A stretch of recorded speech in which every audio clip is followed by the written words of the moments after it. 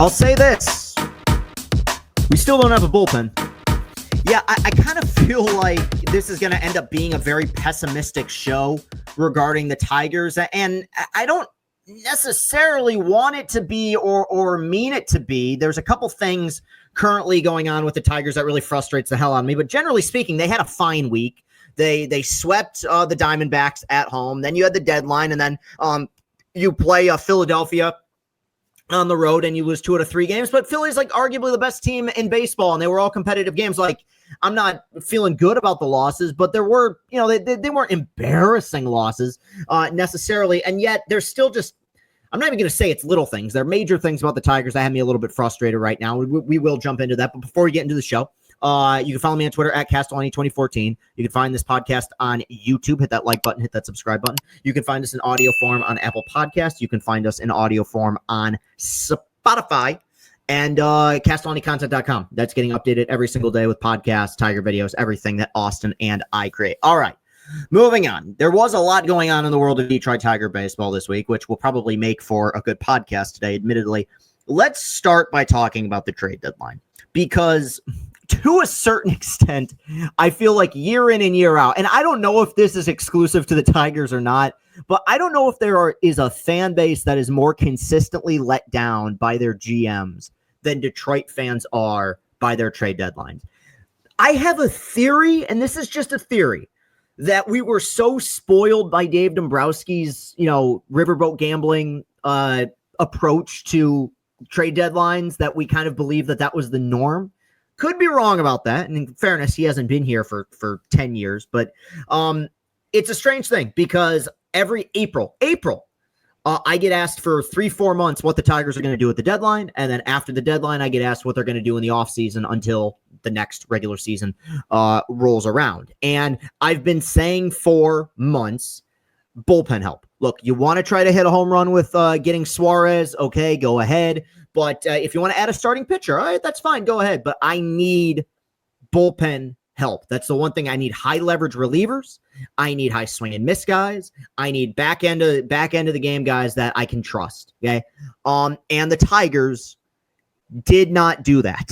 Okay. Definitively, they did not do that. Okay. Now, it's not out of the realm of possibility that one of these guys or more of these guys find something, but there is no guaranteed arm coming out of this deadline. And I view it as a massive disappointment. Now, there are some positives, at least in the first week post-deadline. You got Chris Paddock and you got Charlie Morton. The two of them combined, 12 innings, 2 earned runs. Both were brilliant in their respective starts, right? Against some pretty tough lineups. You play in Arizona and you play Philly. Morton was brilliant on Sunday night. That's very encouraging to see. And if you want to take it one step further and talk about what the postseason could look like, your rotation goes from 5-man to 4-man, sometimes even 3. You can use these guys out of the pen. AJ can kind of manipulate it a little bit. Okay, maybe you have something there just because rosters do thin out by the time you get to October. It is very clear that Scott Harris has an abundant amount of faith in this coaching staff. We always go to Fetter, right? And that's the man, but it's not just Fetter. It's the analytics department. It's the video department. It's the guys who are, paying attention to the data, and trying to get the most and the best out of these pitchers. It's very clear that Harris believes they can take on pretty much anybody who has good enough stuff and turn them into a consistent, solid strike thrower. We had that conversation with Scott Bentley on Chris and Company, where he just made the point of the reason this bullpen's struggling, I just don't think these pitchers are that good. Morton, for as bad as his numbers had been, the stuff is still there. The ability is still there. Same with Paddock. And I think we saw that on display. Again, just one start, but this is one of those instances where it's kind of bigger than one start because we got 50 games left in the season. These guys aren't going to be making 30 starts. You need them to be good for 2 months. And so far, so good in that department with the starters. I think the biggest disappointment, and I was on the Ben Bosher show talking about this, and I've kind of been alluding to it on social media all week. I think what Tiger fans just wanted wasn't necessarily this cornucopia of guys that we looked at and said, wow, what an insane haul at the deadline. This is now the favorite to win the World Series. I think they just wanted that one move, right? Now that doesn't mean guaranteeing yourself Suarez, right? But just one guaranteed high leverage reliever. And you took on more projects. And I think last year, up to last year, and even through parts of this year, What this organization was doing with their projects was so impressive and so fun. They were going up against lineups and rosters that had way more talent, and they were finding ways to do more with less, and that was really encouraging. But they've now reached this point where they have the best record in the American League. And I said it in my video after the deadline, these opportunities aren't guaranteed, okay? It's not a guarantee that year in and year out you're going to be winning the division, right? Look at the Baltimore Orioles. 2 years ago, 100 wins, won the AL East, beat out the Yankees. Oh, okay, yeah, the rotation fell apart. They got swept in October, and they didn't do anything at the deadline. But hey, you know what? They'll be back. Don't worry about it. Guess what? 2 years later, they're sellers. They're selling off Charlie Morton. You know, these things are not guaranteed. So karmically, which I do believe in the baseball world, it kind of scares me a little bit. But they have made a lot of those projects work in fairness. And as frustrated as I am with the haul or the lack thereof at the deadline, I can't completely trash it yet. You know, now the Philly series was not particularly encouraging, but I can't completely trash it yet until I see how these guys perform. I can't call it dead on arrival simply because we have seen this organization in the last several years, even when they weren't winning games, do enough and do plenty with some pitchers that we didn't really think much of that ended up turning things around and becoming legitimately, good weapons, whether it's in their starting rotation or in their bullpen. At the same time, I do completely understand and sympathize with Tiger fans who feel like it's a missed opportunity. And quite frankly, that showed itself in the first 2 games of the Philly series, especially the first game. Because the whole argument that people are making is, AJ didn't even use any of the new guys. Like he didn't, they moved Melton to the pen, didn't use them. They didn't use Montero. Right. But the fact is, that also means that the guys that you trust, quote unquote, are going to continue to pitch well, and they haven't. Holton had a terrible series. Vest had a terrible series. The Hannafy got sent down. I mean, those were probably your 3 most reliable pitchers in the bullpen for the last month, and they fell apart in this series, right? Finnegan came in, looked good. I'm not going to try to just base all of this and make all these assessments on a one series sample size, but considering it is the first time that they bought in 11 years, I understand the disappointment. I really do. I also think, and it allows me to kind of take a step back and look at what Scott Harris is doing, because considering where the Tigers are at organizationally, which is a organization that is, in Avila's last year, they lost 96 games. This is Harris's 3rd year in Detroit, 3rd full season. 78 wins, I believe it was, maybe 79 in 2023. Made the playoffs last year. They have the best record in the American League right now this season. You would think that Scott Harris would have a very high approval rating. And yet I feel like he doesn't here. I feel like he has a lot of doubters.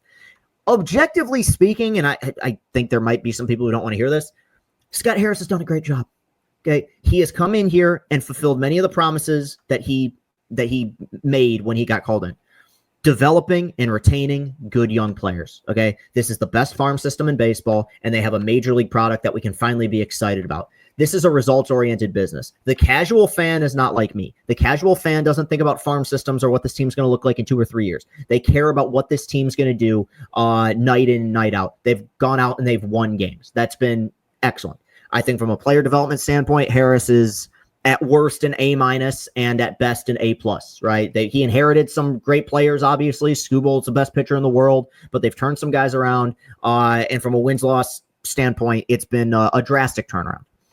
What Scott Harris needs to work on, and Scotty H, I'm sure you're watching, because I guarantee you he does. I'm kidding, obviously. He needs to be a better salesman. And look, I'm not in the negotiating rooms. I'm not on the phone with these GMs when trades are being made. But I do remember the Dombrowski era. And I don't think it's unfair to necessarily compare those, because Dombrowski is an elite, should probably end up being a Hall of Fame GM, right? And I remember all those trades he made that at the time we felt gutted the Tigers farm system. But Dombrowski's track record of trading away what we perceived as at the time to be top tier guys in our system, it really didn't impact him that much until the end. At the very end, he traded Suarez for Alfredo Simon. That was a disaster, right? But in general, they don't regret getting rid of Jacob Turner. They don't regret getting rid of Charlie Furbush. There's these are guys that the organization may have felt a certain way about. And he was able to sell these organizations on a bill of goods And very often Detroit won those trades. And you would look at the return and say, God, the Tigers traded that for Doug Fister. They traded that for Omar Infante and Anibal Sanchez. They traded that for David Price. This is a huge win. And I think it's just because, and we talk about the human element in baseball. There's a human element when it comes to GMs as well. Some guys are just better at selling soap. And I think that's the thing that Scotty H needs to work on a little bit. I think that he is so analytically minded, and I think he's so straight-laced, and in a lot of ways that makes him good. In a lot of ways that allows him to assess the data and see what these teams have, and it allows him to, at points, be the smartest guy in the room. But you also need to be something of a bullshit artist.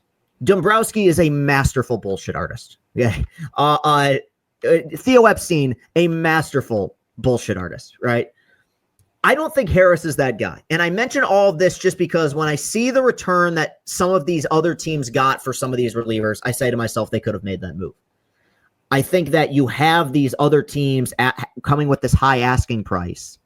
And I think the second Harris sees that he's going to have to get rid of a McGonigal or Clark or Briseño or Jaden Ham, he immediately says, oh, well, we're not trading with those teams. Well, sell some soap, buddy boy. And again, this is so much speculation on my part because I'm not in the negotiating room. Like I said, I'm not on the phone, but given the fact that every single deadline that this guy has had ends with us making a move at the last possible second, makes me think that there's not a ton of confidence necessarily in the moves that he's making. That's not to say that every one of them is going to fail, but I think maybe the presentation needs a little bit of work. I think that's the sign of a GM or a president, I guess in this case, that is a little bit inexperienced. So look, I see where this team's at now. Obviously, tough series loss against Philadelphia. And look, we got less than 50 games now in the season. And I think in the sport of baseball especially, I think fans, people like me, prognosticators, are never proven as wrong as we are in baseball because things change so quickly. You know, I mean, guys will be red hot for 40 games and then end up having bad seasons, right? You know, guys fall off that you never expect to fall off. Guys ascend that you never expect to ascend. So I'm probably going to make some statements here in this segment that people find to be maybe a little bit whack. And I'm not saying that these opinions can't change. I am solely basing my opinions on the only thing I can base them on, which is the stuff I've seen through the first 113 games in the season. I don't think this team wins anything with this bullpen. And do I think that Vest starts pitching a little bit better? I do. Do I think that Finnegan can be a piece here? I do. Once you get beyond that, I mean, Holton's been better the last few months, I guess, but he's not last year's Holton, who was automatic. You know, you still don't really have any hard throwers or big strikeout guys in that pen. I'm not putting my faith in Rafael Montero. I'm not putting my faith in Paul Sewald when he comes back. And look, if these guys find it, then I'll be the first one to say it. Maybe we got something. Now, this is where it gets very difficult, and it's comparable to the NCAA tournament in March. Weird shit just happens. Okay? In college basketball, you can play, and we saw this. You had a Kentucky team in 2015 that was undefeated, that was untouchable for about 30-something games. They probably played about 6 or 7 bad minutes of basketball against Wisconsin in the Final Four, and because of that, no banner, no championship, right? Despite the fact that they were basically flawless for 99% of the season, didn't matter. These weird things can happen, and it's the same way in baseball. In 2019, the Nationals bullpen was a disaster, right? But they didn't need it to be great for a month or a half or a year. They needed it to be stable for 2 weeks, 3 weeks, and they figured out a way. So the bullpen that I watch right now is not one that I think is good enough. But I've seen weirder shit happen in this sport. What has me more scared than the bullpen right now, and I think this is where people are going to be very surprised with me and call it reactionary, but we're coming up on a month. I don't think it's reactionary.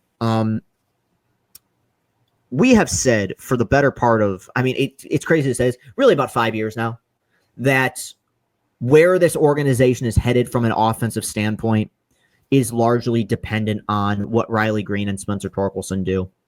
And I've had my segments about Torkelson and my frustrations with Torkelson. I don't mean to make this a Torkelson segment. I'll just reiterate real quick and say I will always view him as a disappointment relative to expectations. The version of Torkelson we've got this year, which has been fine, is not the version that I hoped we would get in the prime of his career, which is where presumably he is right now, 4 years into his career, right? Still in his 20s.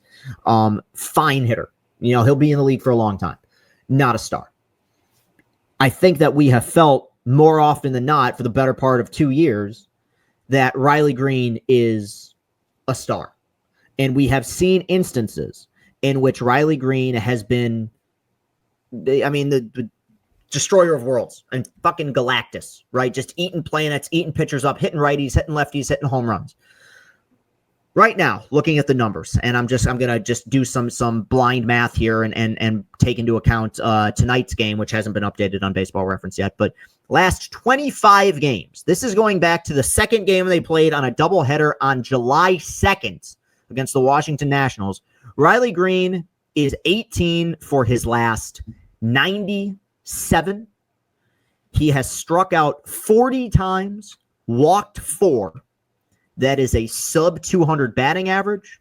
That is a sub 220 on base percentage. And that is an OPS right around 600 for a month. And it's not like a Juan Soto situation where maybe he's having some bad luck, but he's still getting on base and drawing walks. I think this has been a major concern with him. He has not walked as much as you would expect a hitter of his caliber to. And the strikeouts are insane. These next 40-something games, and it's a lot of pressure to put on a player. I get it. How I feel about the future of Riley Greene, and in a lot of ways how I feel about the future of the Detroit Tigers offensively, is dependent on what version of Riley Greene we get through these last 40-something games of the season.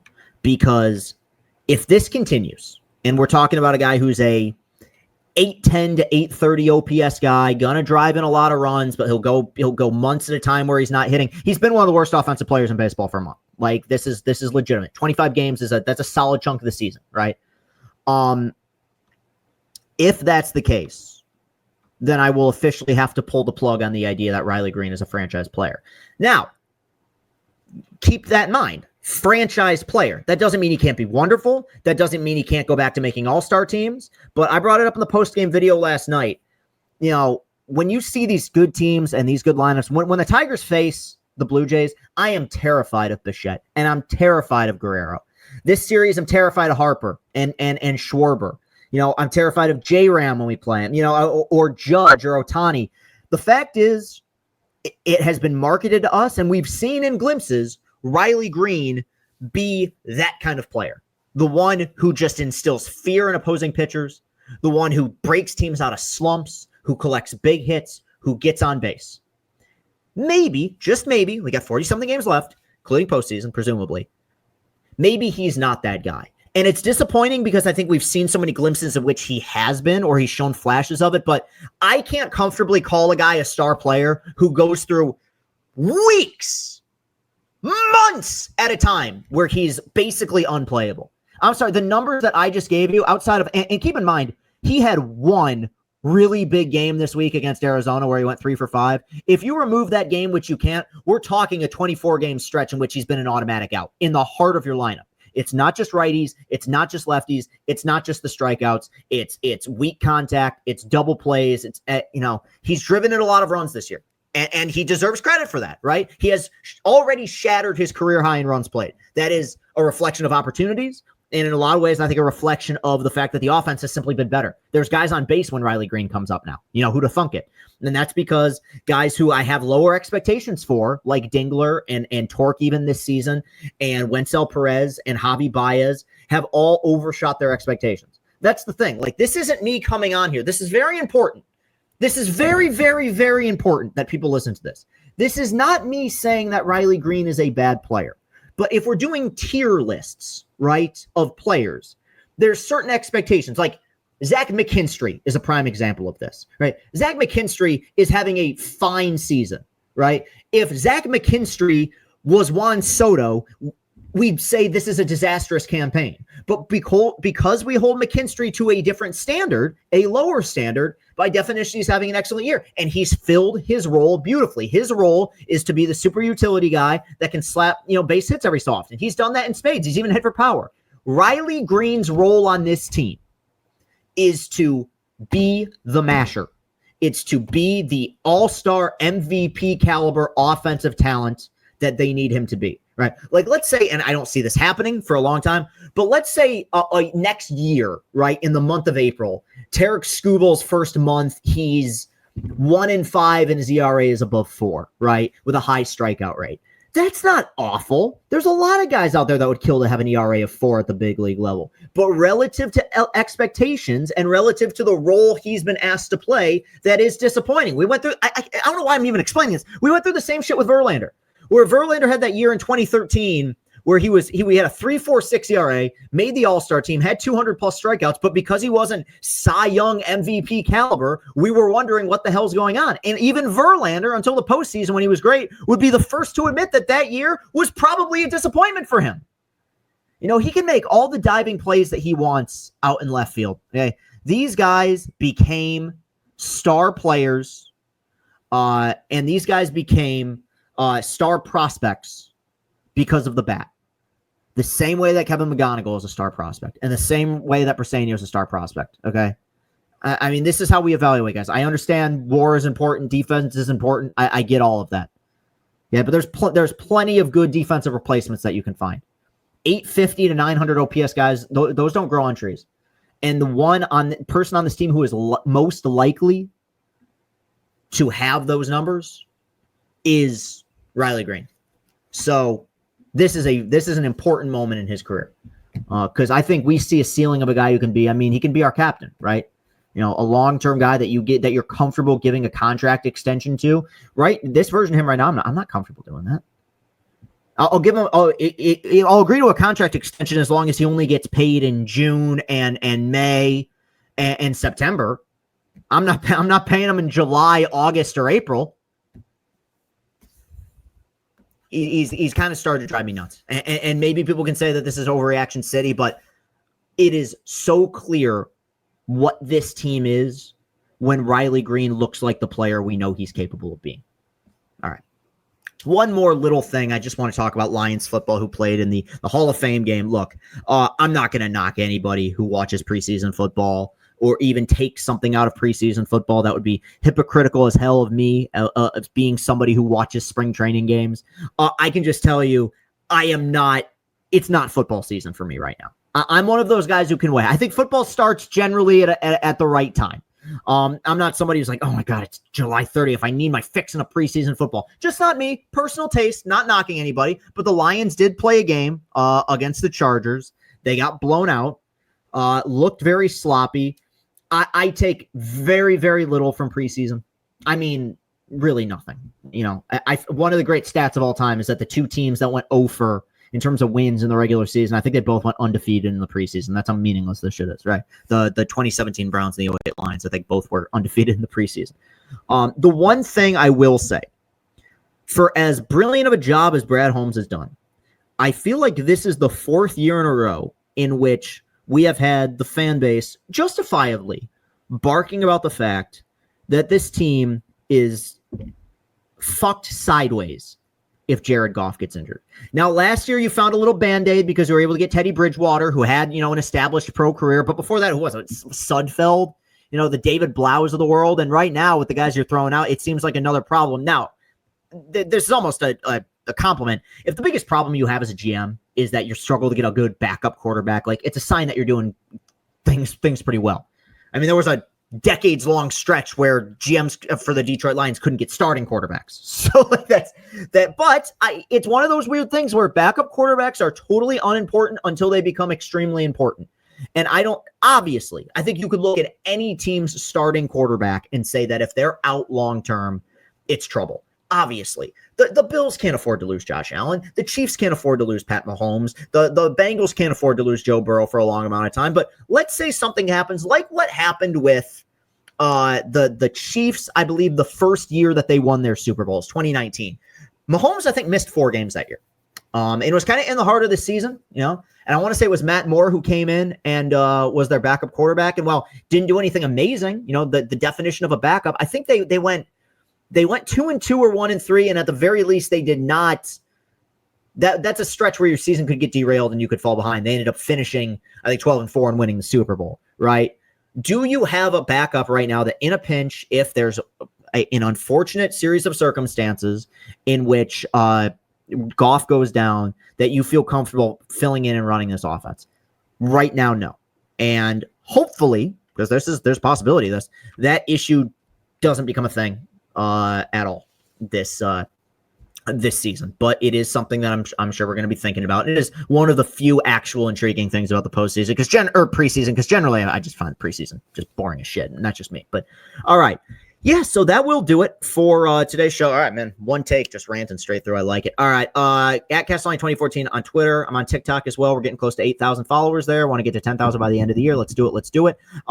If you're watching on YouTube, hit that like button, hit that subscribe button. Let's get those watch hours up.